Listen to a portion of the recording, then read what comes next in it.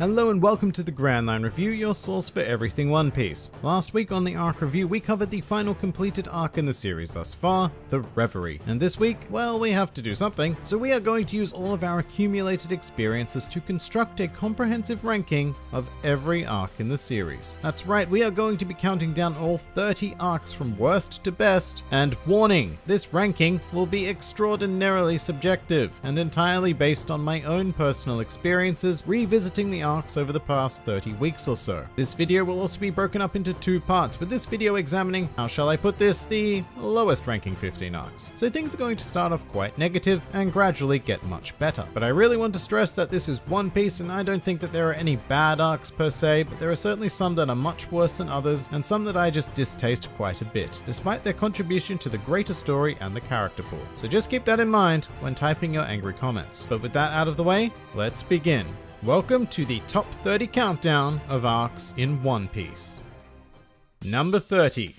Syrup Village. Alright, we're going to be starting off quite predictably. Syrup Village was always my least favorite arc, and going through the entire series in detail has only solidified that feeling. Early Usopp is just complete cringe to me in every way, and I honestly believe that his character is a huge barrier to entry for a lot of people wanting to get into the series. It also doesn't help that this arc is 20 chapters long. My god, that is far too long to spend in this pretty plain, boring location and focusing on Usopp. To put that into some perspective, by the time Syrup Village was over in the manga, that arc was over half of the entire series. The only redeeming feature it has is Kuro, who has a very cool design and fighting style, but his plan was ridiculous in retrospect, and look, yeah, Syrup Village is just a huge slog for me to get through. It takes legitimate work to read, and that is why it is, and will probably always be dead last in my personal arc rankings.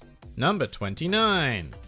Amazon Lily. This was an addition that surprised me quite a bit. When I originally made my top 5 worst arcs list, I didn't even think about Amazon Lily, and in retrospect, it's because it was just that forgettable. It's only 11 chapters long, which is a point in its favor actually. We get in and out pretty quickly, but the events of the island are just meh. I mean, Boa Hancock's introduction was pretty awesome, but the near instant switch in personality to falling in love with Luffy is something that I still think plagues her character to this day, let alone this arc. All in all, everything in this arc played out like a typical shonen harem story. It just didn't feel like One Piece up until we were leaving the island and therefore the arc. So Amazon Lily, my apologies, but I think this is exactly where you belong.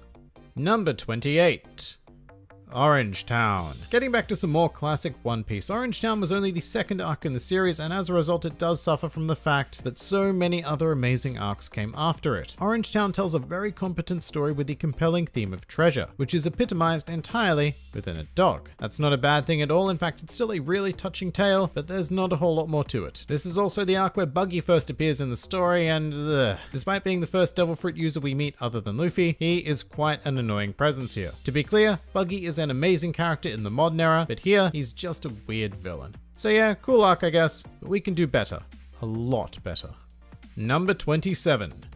Long Ring, Long Land. Now, a lot of you may have been expecting this to be the last place finisher, but hear me out. Long Ring, Long Land in the anime is a steaming heap of crap. If that's how you first experienced the arc, I feel exceptionally sorry for you, and I understand your hatred towards this portion of the story. But this arc in the manga is nothing short of brilliant. This is the height of comedy within One Piece, with characters like Foxy, Porsche, and Hamburg being used to perfection, and I think it just gets better with every reread, oddly enough. It's a piece of pure comedy, an enjoyable little adventure sandwiched between two mega long and serious sagas. In fact, the only reason why it lands so far down on this ranking is because it was butchered by filler in the anime, and because being purely comedic, it just doesn't stand up to most arcs in the series, which have masterfully crafted drama and action in addition to comedy. But make no mistake, in its original form, Long Ring Long Land is a fantastic little arc. Number 26. Drum Island. Alright, I can hear the raging from here, but let me make my case. Drum Island is often remembered fondly because it contains one of the greatest flashbacks in the series, belonging to the one and only Tony Chopper. And it's a fantastic story on its own, but when you consider the greater context of the arc, Drum isn't so great. We're taken to an aesthetically flat location, forced to endure a villain that at no point is ever threatening, and thus results in no tension. We also split the crew in half, with only Luffy, Nami, and Sanji getting anything to do, and the latter two spend an awful lot of time out of action due to sickness and injury. Other than Kureha, the side characters aren't all that memorable either. In fact, including Dalton, are there any side characters? There's the hiking bears, I guess. And to the credit of Drum, Luffy climbing the mountain to get to Kurohouse Castle is painfully glorious, but it's not an arc that inspires any sort of excitement within me. It's a story, a decent story, with a gem of a flashback, but that's not enough in my eyes to be placed any higher than this. Number 25. Reverse Mountain. Here we are back at the very first arc after entering the Grand Line, and it's a great little adventure with a giant whale. I found it to be a wonderful introduction to what we can expect going forward. Essentially, this arc taught me to expect quite literally anything, and more so than that the Grand Line wasn't necessarily this terrifying pirate graveyard, and in reality it was a beautiful marvel of the planet. Extraordinarily dangerous, but full of unlimited potential. Plus there's Crocus, who is an awesome old man and has some fantastic gags that were adapted really well in the anime. Honestly, I can't think of an immediate fault within this arc. The weakest aspect is probably the presence of Vivi and Mr. Nine, but even they're passable villains with some decent comic value. The problem with Reverse Mountain is that I find it very difficult to compare it with more ambitious arcs in the story. Reverse Mountain may have no faults in my mind, but it also doesn't reach the glorious heights that other arcs do, even the ones that come with a large array of negative aspects. So Reverse Mountain, I love you for what you are, but I just wouldn't feel right placing you any higher. Number 24. Thriller Bark. There were a lot of arcs I appreciated much more after concluding the arc review. Thriller Bark was not one of them. Sitting at a sizable 48 chapters, this arc feels very drawn out and takes far too long to set up the events that make it memorable. In my mind, this arc doesn't even begin until the Straw Hats begin their conflict with Oars, which is a phenomenal piece of action, but I'm not really keen on trudging through the opening of Thriller Bark just to get there. What I will say is that artistically, this arc is one of the most detailed we have ever experienced, adopting a strong gothic style. Cast your eye to any page in this arc and you will see some beautifully detailed backgrounds and incidental characters like zombies. Sadly, there's also Gecko Moria. To be concise, he has a horrible design, a pathetic philosophy on life, and was an all-around waste of space in what could have been a pretty damn fine arc. In fact, it's not even Moria who saves this arc from fading into pure obscurity. It's the 11th hour appearance of Bartholomew Kuma, which resulted in some of the most memorable moments in the series. But by the time he arrives, it's just too late for Thriller Bark. Number 23. Punk Hazard. So during my review, I came away from this arc pretty damn unimpressed. In fact, I'd remembered Punk Hazard a lot more fondly than I think it really deserved. Like Drum Island, the location of Punk Hazard is fairly flat. You got your fire wasteland, you got your ice wasteland, and you got your slab after slab of boring laboratory walls. What saves this arc is entirely characters. The presence of Law, Smoker, Virgo, and Monet are the absolute highlights, and thankfully they take up a good chunk of the action. Sadly, Punk Hazard also has a slew of characters who I'd go so far as to say are a waste of screen time entirely, the most profound offender being the Yeti Cool Brothers. Why do you exist? But the real issue with Punk Hazard is that it is almost purely a setup arc for the next major conflicts in the New World, which is very, very important, but I don't think anywhere near 46 chapters was necessary to accomplish this, resulting in the fantastic moments this arc does have being found quite sparsely amongst the rest of the story. Although I do think this suffers especially in retrospect because this arc relies on the mystery and build up to really involve you. The curiosity between the motives of characters like Law and Virgo and even the impending threat of Doflamingo were a huge source of excitement reading this arc weekly, but knowing how Dressrosa pans out really takes away that flavor upon reread, and Punk Hazard just becomes a bit bland. Number 22. Little Garden. Here we have an arc taking place at a very intriguing prehistoric location complete with dinosaurs and everything. Little Garden most notably introduces us properly to the giant race of the One Piece world, injecting a nice bit of Viking culture into the makeup of the series, and the idea of a century-long duel is quite compelling to me. Sadly, the main antagonists are a bit meh. I still despise this particular design of Mr. 3, although he did use his abilities in quite an intriguing way. Miss Golden Week also had some fun paint powers, but in the end she was disposed of by a duck, so yeah. But sitting at 15 chapters, the arc was concise enough that it didn't really matter. We got in, explored some cool ideas, and got out. So Little Garden was a pretty fine arc. Not the best, nowhere near it, but certainly not the worst. Number 21. Post-War. I personally find this arc to be a bit jarring in the series primarily because of how dark it is, particularly in Luffy's flashback. Not that that's a bad thing, it's just not necessarily what I wanted to spend time on at this particular point in the story. However, the flashback is undeniably great, if only for the fact that it takes the time to give Ace a bit of character development that he was sorely missing in my eyes. Too bad he was dead by the time he got it. And seeing how the world was starting to change after the death of Whitebeard was quite captivating, but all in all this arc just carries an incredibly somber tone, at least until very end where we lead into the time skip. Once again, not a bad thing, and some amazing story was told here. It's just not the particular brand of One Piece that I love. Number 20.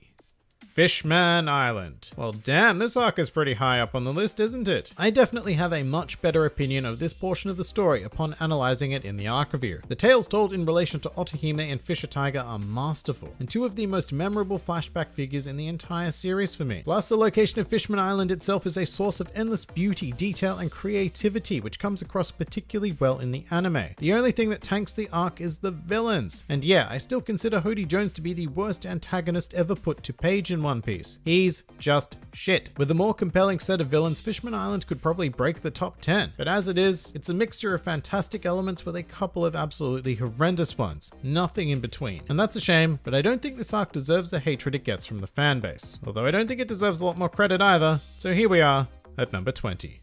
Number 19.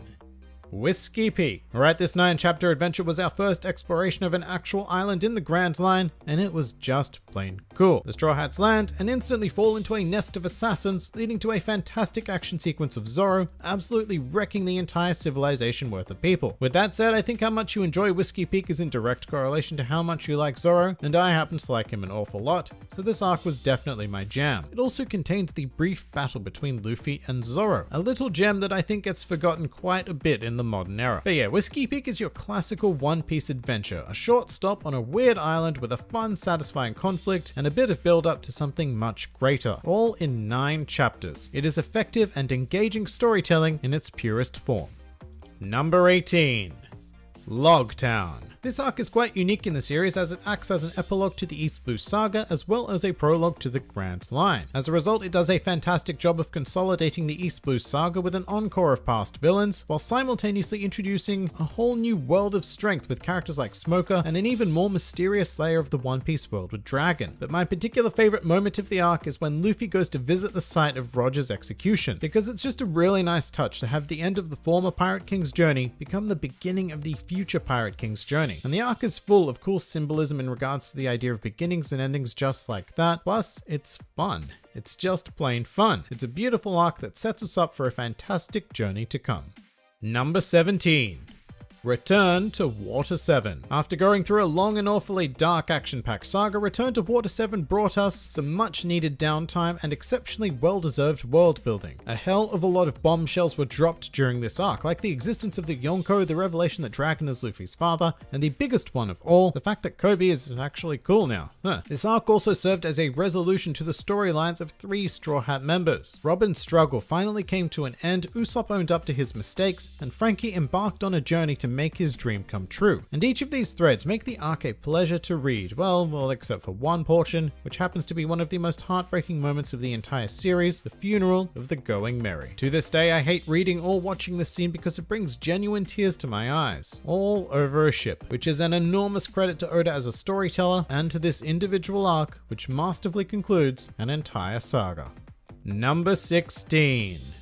Romance Dawn. And to conclude the first half of the arc rankings, we are heading all the way back to the beginning. Romance Dawn spans the first 7 chapters of the series, managing to tell 3 individual stories that introduce us to Luffy, his dream, and the wonderful world of One Piece. The biggest criticism I have for the arc is its simplicity, by which I mean the locations are a bit bland and the villains lack, well, any element of depth, but that is such a petty criticism because it only appears in retrospect after experiencing the phenomenal characters and locations in future arcs, particularly post East Blue. What Romance Dawn does is provide a perfect launching ground, focusing on simple characters from out in the middle of nowhere relevant with incredible ambitions that would go on to shake the world. And that pretty much does it for the first half of our comprehensive arc ranking. Next week we are going to be counting down the top 15 arcs in the series and rather sadly bringing the arc review to a temporary conclusion. If you enjoyed this video, then feel free to like, favorite, or subscribe, and if you are in any way keen on supporting this independent channel, then please do check out my Patreon, Discord server, or Twitter, the links to which are in the handy description below. And finally, please do comment with your own arc rankings. This has been the Grand Line Review, and I'll see you next time.